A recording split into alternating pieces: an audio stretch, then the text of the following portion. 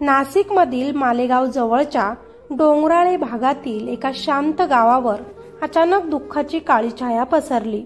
मन हेलावून टाकणाऱ्या या घटनेनं संपूर्ण परिसरच हादरला। लहानपणापासून आई जे सांगायची ते सत्यात उतरताना पाहिलं आहे की बेटू, कुणी अनोळखी माणसाने चॉकलेट दिलं तर ते घेऊ नकोस, त्यामुळे अनर्थ घडते। डोंगराळे गाव छोटं असलं तरी इथली माणसं मनाने खूप मोठी होती। साधं, शांत आणि एकमेकांना सांभाळून जगणाऱ्या लोकांचं हे गाव होतं। त्या गावात एका मध्यमवर्गीय कुटुंबात राहणारी ती 3.5 वर्षीय मुलगी सर्वांच्या लाडाची होती। तिचं हसणं, तिचं बोलणं आणि तिचा खेळकर स्वभाव या सगळ्यांमुळेच तिला पाहिलं की कोणाच्याही चेहऱ्यावर हसूच यायचं। त्या दिवशीही नेहमीप्रमाणेच ती घराच्या अंगणात खेळत होती। तिची आई घरकामात मग्न होती, पण मुलीवर सातत्यानं ती लक्ष ठेवून होती।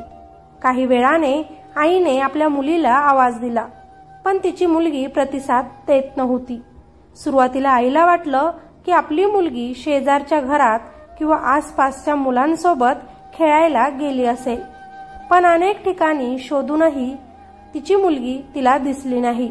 काही वेळातच तिचे वडील शेतातून पळतच घरी आले। एका आई वडिलांची चिंता आता भीतीत बदलत चालली होती।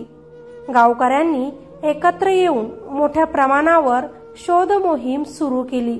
घराभोवती, शेतात, रस्त्यांवर, विहिरीजवळ, झाडाझुडपांमध्ये जिथे शक्य होतं तिथे सगळीकडेच तिचा शोध सुरू होता। तेव्हाच मुलीसोबत खेळणाऱ्या काही लहान मुलांनी गावकऱ्यांना सांगितलं की गावातील एक तरुण तिला चॉकलेट देताना त्यांना दिसला होता। गावातीलच तो विजय। हा एकच संकेत गावकऱ्यांना शंका निर्माण करून गेला, कारण विजय खैरनार गावातीलच 24 वर्षीय तरुण, ज्याची प्रतिमा गावात फारशी चांगली नव्हती। त्याला लोक नेहमी टाळत असत, कारण तो अनियमित वागणारा होता, रागीट स्वभावाचा होता आणि काही महिन्यांपूर्वीच अनेकांशी भांडण करणारा म्हणून ओळखला जात होता। त्यानेच या मुलीच्या वडिलांसोबत सुद्धा काही दिवसांपूर्वीच गावाच्या मध्यभागी येऊन भांडण केले होते आणि त्याचाच बदला म्हणून त्यानं तर काही केलं नसेल ना। हा छोटा पण महत्त्वाचा संकेत लोकांच्या मनात उपस्थित झाला होता। त्यामुळे गावकऱ्यांनी शोध अधिक गंभीरपणे सुरू केला। शोध मोहीम सुरू असतानाच गावाबाहेरच्या जुन्या मोबाईल टॉवरजवळ काही महिलांना काहीतरी संशयास्पद दिसलं। तिथे गेले असता त्यांनी एका छोट्या कापडाजवळ पडलेली मुलगी पाहिली। ती अत्यंत चिंताजनक अवस्थेत होती। तातडीने तिला रुग्णालयात नेण्यात आलं, पण डॉक्टरांनी तिचा चेकअप करून सांगितलं की तिला वाचवता आलं नाही। त्या क्षणीच आईची हंबरडा फोडणारी किंकाळी संपूर्ण रुग्णालयभर घुमली। वडील सुद्धा धक्क्यातच जमिनीवर कोसळले। आपल्या मुलीसाठी काही करू शकलो नाही, तिला वाचवू शकलो नाही म्हणून ते दुःखी झाले।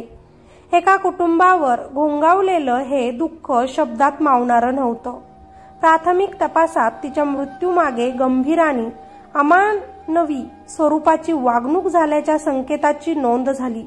त्यामुळे पोलिसांनी लगेचच त्या संशयित युवकाला ताब्यात घेतलं आणि चौकशी सुरू केली। त्याची हालचाल, त्याचं फोनचं लोकेशन आणि स्थानिकांच्या काही साक्षी तपासात महत्त्वपूर्ण ठरल्या।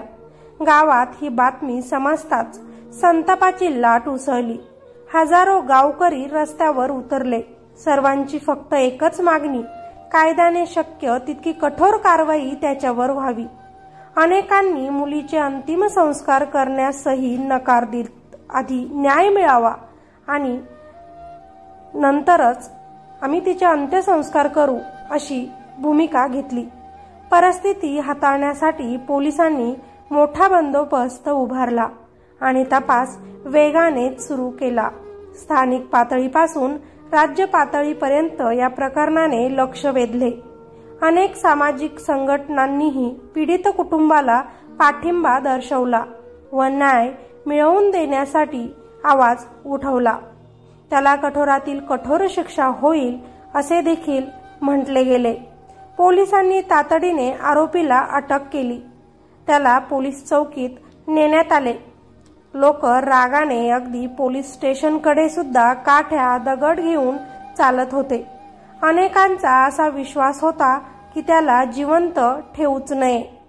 पोलिसांच्या म्हणण्यानुसार सुरुवातीच्या चौकशीत त्या आरोपीने टाळाटाळ केली, पण पुरावे वाढू लागल्यावर त्याचा चेहरा उतरू लागला. त्याचं मोबाईलचं लोकेशन आणि काही गावकऱ्यांची साक्ष सर्व मिळून पोलिसांनी स्पष्ट केलं की गुन्हा त्याचाच आहे. पोलिसांनी तपास वेगाने सुरू केलेला आहे आणि आरोपीला न्यायालयात हजर करून कठोरातील कठोर शिक्षा व्हावी यासाठी सुद्धा प्रयत्न पोलिसांचे सुरू केलेले आहेत.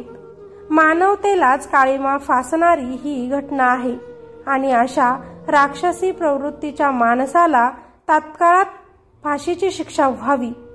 गावातील प्रत्येकाच्या डोळ्यात अश्रू आणि मनात संताप भरलेला आहे. या घटनेमुळे संपूर्ण मालेगाव शहर हादरले होते. गावकरी म्हणत आहे की आमच्या मुलीला न्याय मिळाल्याशिवाय आमचा राग आता शांत होणार नाही. एका क्षणात संपूर्ण गावाचे आकाश कोसळून पडल्यासारखे झाले आहे.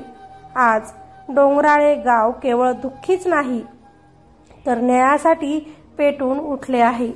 ही घटना केवळ एका कुटुंबावरच नाही तर संपूर्ण गावावर आणि समाजावर खोल जखमा करून गेली आहे. निरागस मुलीबाबत घडलेली ही संवेदनशील घटना मानवतेला हादरवणारी आहे. आज डोंगराळे गाव दुःखात आहे, पण त्याच वेळी न्यायासाठी ठामपणे उभे आहे. सर्वजण एकच मागणी करत आहे की कायद्याने या गुन्ह्याला योग्य अशी कठोर शिक्षा व्हावी, फाशीची शिक्षा व्हावी. आपणही या कुटुंबाच्या सोबत उभे राहणे, त्यांना न्याय मिळवून देण्यासाठी आवाज उठवणे हीच खरी मदत आहे आणि लवकरात लवकर त्या नराधमाला शिक्षा व्हावी, कायद्याने कठोर शिक्षा व्हावी अशी सर्वांचीच मागणी आहे. तुमच्या सुद्धा प्रतिक्रिया नक्कीच व्हिडिओच्या खाली कॉमेंटमध्ये द्यायचं अजिबात विसरू नका. या मुलीला न्याय मिळवून देण्यासाठी आपणही प्रयत्न करूया. चला भेटूया अशाच एका नवीन व्हिडिओमध्ये. तोपर्यंत स्वतःची काळजी घ्या, सतर्क राहा आणि आपल्या लहान मुलांना जपा.